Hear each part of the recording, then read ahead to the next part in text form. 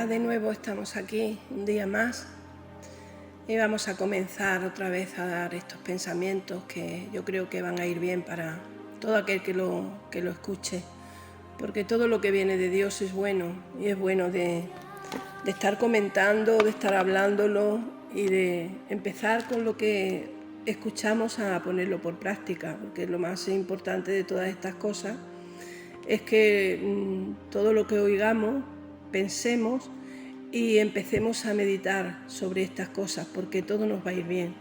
Cuando hacemos eso, todo nos va bien. Mientras que no hagamos caso a todo lo que el Señor Jesucristo nos dejó escrito aquí en la tierra, Él vino a ser un ejemplo para todo. Entonces Él nos dijo que siguiéramos sus pisadas.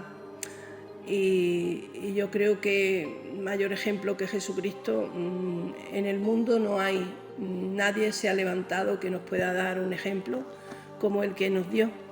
Y yo quiero, antes de nada, leer unos versículos de Isaías 53, donde habla del sacrificio de Jesús, y después iremos hablando de las cualidades que Él tenía. Y como siempre decimos, no se puede quedar solamente en el sacrificio. Hubo una muerte y una resurrección. Y nosotros vivimos ahora en esa resurrección de Cristo, que Él está vivo hoy para poder enseñarnos a través de la fe y de su palabra, poder enseñarnos a caminar en estos tiempos tan oscuros que vivimos. Y la verdad os digo que no hay mayor abogado que Cristo. No hay mejor ley que la que Él nos enseñó. Y si nosotros, como humanos que vivimos en esta tierra unos cuantos de años, porque la vida se pasa como en un soplo, si nosotros hacemos caso de esas enseñanzas de Jesús, pues viviremos con más tranquilidad, nuestra familia estará mejor, viviremos sin contiendas en la familia ni en nosotros mismos.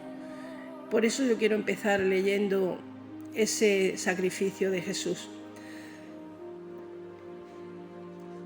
Dice en Isaías 53, dice: despreciado y desechado entre los hombres, varón de dolores, experimentado en quebranto. Dice: como escondimos de él el rostro, fue menospreciado y no lo estimamos. Ciertamente él llevó nuestras enfermedades y sufrió nuestros dolores, y nosotros le tuvimos por azotado, por herido de Dios y abatido. Mas él herido fue por nuestras rebeliones, molido por nuestros pecados, y el castigo de nuestra paz fue sobre él, y por sus llagas fuimos nosotros curados. Todos nosotros nos descarriamos como ovejas, cada cual se apartó por su camino. Mas el Señor cargó en él el pecado de todos nosotros. Angustiado él y afligido, no abrió su boca, y como cordero fue llevado al matadero, y como oveja delante de sus trasquiladores enmudeció y no abrió su boca. Yo lo voy a dejar aquí, sigue todavía el capítulo, sigue más adelante, pero bueno, yo pienso que para una introducción de cómo ultrajaron a Jesús aquí en la tierra, porque cada vez que uno quiere llevar verdad, esa verdad es perseguida, y Él era la verdad, porque Él demostró con su caminar en este mundo que Él era la verdad, que Él era el camino y Él era la vida. La verdad porque Él vivía honestamente en verdad, porque el camino porque nos enseñó cómo teníamos que caminar, y la vida porque caminando en ese camino Él nos aporta vida interior, una vida de gozo, de paz, de tranquilidad, de todo lo que Él era, porque Él era todo eso. Él lo tenía todo. Jesucristo caminaba por esta tierra y Él siempre iba haciendo bienes. Su carácter era un carácter honesto, pero a la vez era un carácter firme. O sea, Él no se retractaba tan fácilmente, ni Él se acobardaba, era un valiente. Por eso pudo llevar a cabo todo lo que el Padre le mandó que hiciera, que aún Él siendo Dios, dice que no usó ese poder que Él tenía para defenderse. Él lo usó para ayudar a los demás, pero nunca usó su poder para defenderse y hacerse mejor que otros, ni muchísimo menos. Al revés, Él se humilló a sí mismo, dice la palabra. Y Él vino a dar testimonio de esa verdad. Entonces Él era la verdad, la entereza de un ser que no se dejó doblegar por la injusticia, ni la maldad ni el chantaje. Él era entero en todo, valiente, bueno, bondadoso, misericordioso, pacífico, amoroso con los desvalidos. O sea, él caminaba por esta tierra y todo lo que él iba haciendo eran bienes. Él lo mismo se sentaba con cualquiera que en la calle le pidiera ayuda, y él siempre estaba dispuesto a ofrecer todo ese amor que él llevaba, porque él era el amor andando por esta tierra. Y por eso era tan perseguido por la envidia y los celos, siempre que hay. Y eso lo podemos ver aún no siendo nosotros dioses, ni siendo Jesucristo, ni muchísimo menos, ¿no? Pero sin embargo, cuando una persona es honesta y es amable y esa persona destaca, siempre las envidias y los celos se levantan alrededor. Eso es lo que le pasó a Jesús. Él caminaba por esta tierra y él lo mismo podía estar con un mandatario que podía estar con un pedigüeño. Lo mismo podía estar con un pesador de tributo que podía estar con una mujer que había tenido 5 maridos. Sin embargo, él sabía todo de todo, porque él era Dios. Y por encima de todas las cosas, él nunca vino a hacer daño a las almas. Al revés, él vino a darnos vida a todos. Por eso, siempre cuando llega la fecha de Semana Santa, pues siempre, sobre todo aquí en España, pues bueno, se hacen muchas simulaciones de lo que él hizo. Bueno, el sacrificio de Jesucristo, la pasión. Todo está muy bien, ¿no?, que se haga, al menos se conciencia un poco a la gente, porque hoy los jóvenes no saben ni quién era Jesucristo. La verdad, es una pena. Pero se queda siempre la pasión ahí, al final, ¿no?, la muerte, pero hay una resurrección. Y Él nos dijo que Él se iría, pero que Él nos enviaría al Espíritu Santo para que nos ayudara. Entonces, en el día de Pentecostés estaban todos reunidos allí en Jerusalén y cayó sobre ellos el Espíritu Santo.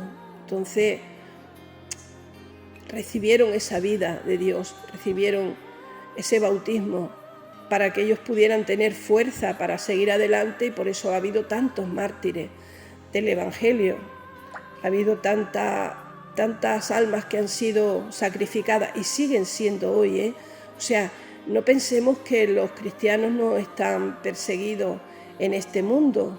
Hay lugares donde los encarcelan, donde les queman las iglesias, donde los matan. Hay mucha injusticia todavía porque el nombre de Jesucristo ha sido siempre muy perseguido aquí en la tierra, siempre, desde que nace, porque Él nació y ya empezaron a perseguirlo, tanto que María y José, sus padres, tuvieron que salir huyendo en una borriquilla porque iban persiguiendo a los niños, sabiendo que habían dicho que había nacido un rey, y se pensaban que le iban a quitar el puesto, total, en fin, esa es la persecución que ha habido siempre, que tuvieron que salir huyendo. Entonces, Jesucristo siempre fue perseguido. Desde que nació hasta los 12 años no se sabe nada, solo a los 12 años que él se perdió en el templo, y él estuvo impartiendo su sabiduría con los sacerdotes de aquella época, pero hasta los 30 años no se sabe nada. En la palabra de la Biblia no cuenta nada.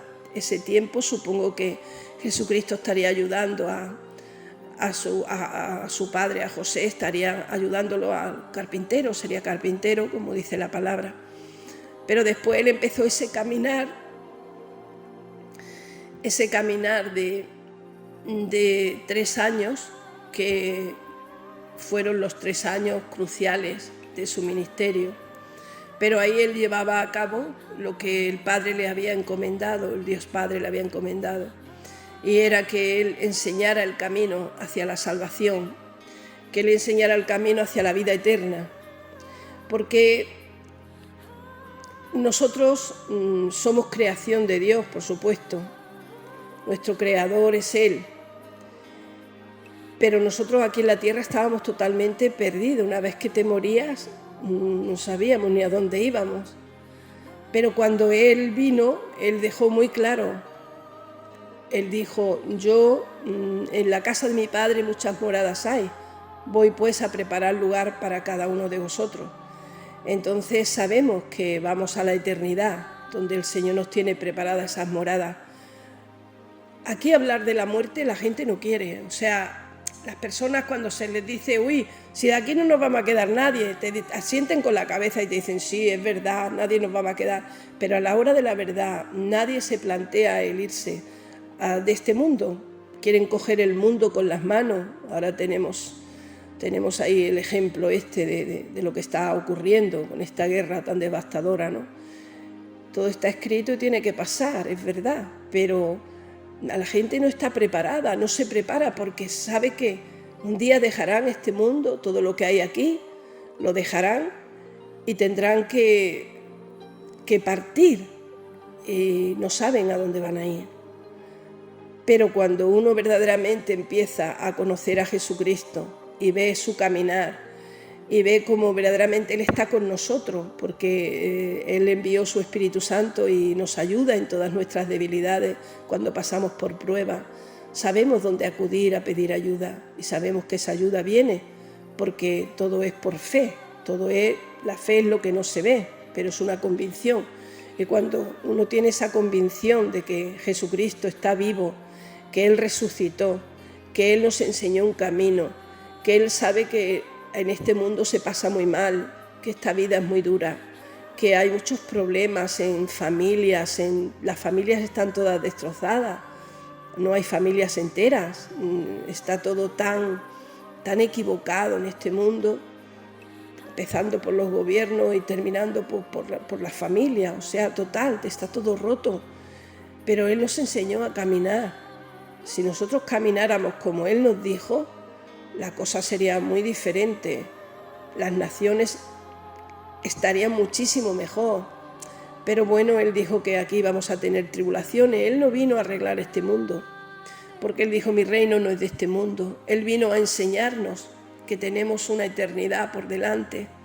Y ahí es donde tenemos que poner nuestra mirada, a irnos con Él. Yo no sé si tú que estás escuchando esto, estás seguro o estás segura de que tú te vas a ir con el Señor cuando partas de este mundo. Yo estoy segura que me voy con Él, porque eso lo pone Dios en el corazón en el momento que tú reconoces a Jesucristo, en el momento que tú le entregas tu corazón y tú le reconoces, ocurre un milagro. Yo siempre digo que el mayor milagro no es una sanidad de un cáncer o de una pierna o de algo, que también lo hay, claro que sí, son milagros. El mayor milagro de esta vida es que uno pueda nacer a lo espiritual de Jesucristo. O sea, nacer de nuevo no es entrar en el vientre de tu madre y volver a nacer, no, simplemente es aceptar el sacrificio de Jesucristo, aceptarlo en tu corazón, arrepentirte, pedirle perdón a Dios por las veces que no has contado con Él para nada y empiezas un nuevo camino con el Señor. Ahí es donde se ocurre ese milagro que solo Dios puede abrir los ojos. Es un velo que tenemos, que es como si nos pusieran una cinta en los ojos, y el Señor, cuando nosotros nos volvemos a Él, quita esa cinta. Entonces empezamos a ver la luz de la palabra de Dios, la luz de lo que el Señor nos enseña a caminar. Dice, si nosotros le seguimos tendremos la luz de la vida, caminaríamos en luz y no en tiniebla. ¿Cuántas personas, cuando se habla de tiniebla, no están caminando sin saber a dónde van? Se lanzan a hacer cosas y incluso a casarse e incluso a comprarse cosas, y no meditan en si pueden hacerlo, o no consultan con el Señor para hacer las cosas, y después todo sale mal.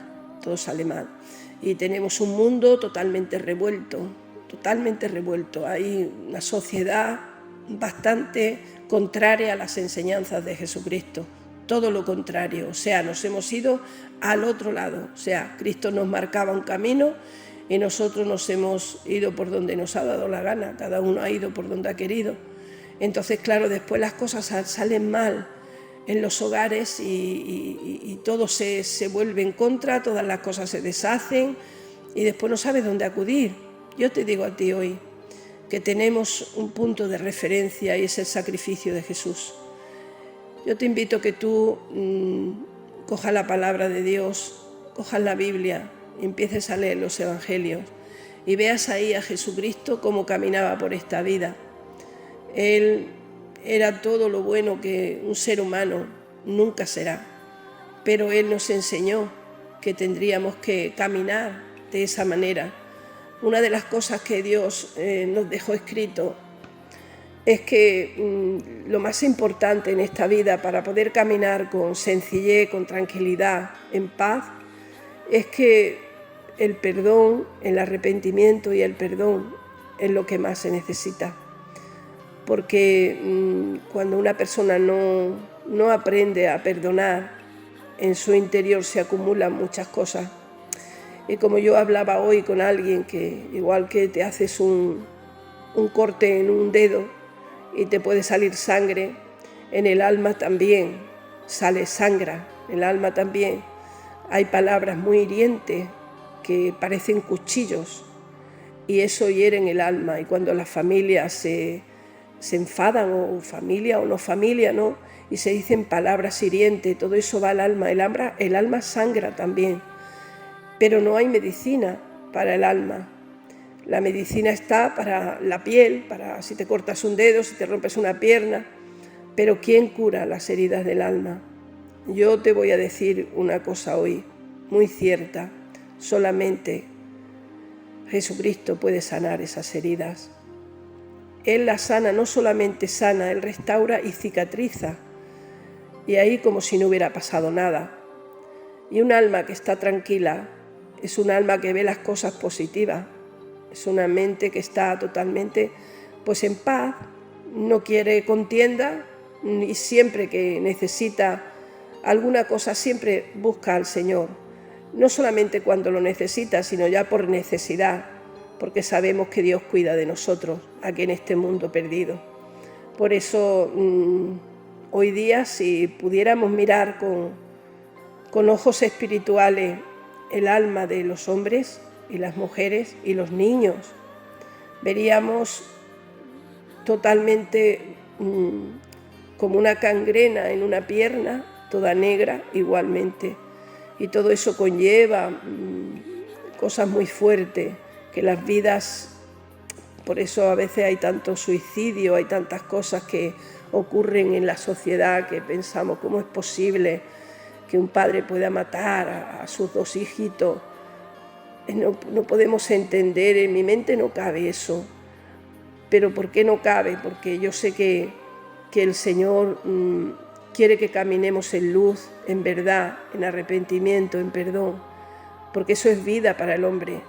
Pero cuando uno no camina así, los rencores, el odio, el resentimiento, las envidias, todo eso hace mella en los corazones de los hombres y eso lleva el alma a que se gangrene totalmente, interiormente. La persona nunca estará tranquila, porque hay personas que pueden tener muchísimo dinero, pero sin embargo artistas muy renombrados y gente de mucho éxito lo han encontrado muertos, se han suicidado, se han matado ellos mismos, porque yo creo que por fuera estaba todo muy bien, pero sus almas estaban totalmente rotas. No había medicina para esas almas, porque no conocían a Jesucristo. Por eso yo en esta tarde sí que te invito a que tú le abras tu corazón a ese Dios tan bueno que te ama, que aunque tú no lo conoces, Él sí que te conoce a ti. Él te ama y Él quiere que tú le conozcas a Él y que tú puedas tener una vida donde es verdad que aquí podemos tener tribulaciones, podemos tener problemas, claro que sí, estamos en un mundo malo, pero en todas las cosas, si nosotros sabemos acudir a ese Dios bueno, Él siempre está ahí para ayudarnos.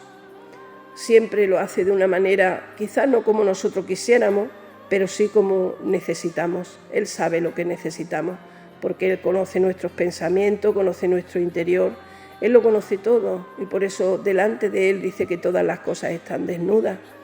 Por eso delante de Él nuestra alma está desnuda, nuestra alma Él ve todo lo que hay, pero su misericordia siempre está ahí, dice que son nuevas cada mañana. Y su fidelidad, Él es fiel. Dice que aunque nosotros no le fuéramos fieles, Él sigue siendo fiel. Él no se puede negar a sí mismo, no se pudo negar, Él se dio a sí mismo, se dio en una cruz, que lo mataran, pero Él sabía que tenía que hacer eso porque era la única forma de poder darnos vida a nosotros. Por eso al tercer día Él resucitó y hoy está vivo y podemos acudir a Él las 24 horas del día. O sea, Él no tiene la puerta cerrada, al revés, dice, tú llamas que Él te abre. Siempre está dispuesto a ayudarnos en todas las cosas que necesitemos. Que el Señor os bendiga y que Dios te bendiga grandemente, y si abres tu corazón en lo que hayas escuchado y aunque sea solo una palabra que te haya hecho bien, pues le damos gracias a Dios por ello, y que el Señor, con esa palabra, el Señor puede hacer mucho en tu vida. Que Dios te bendiga.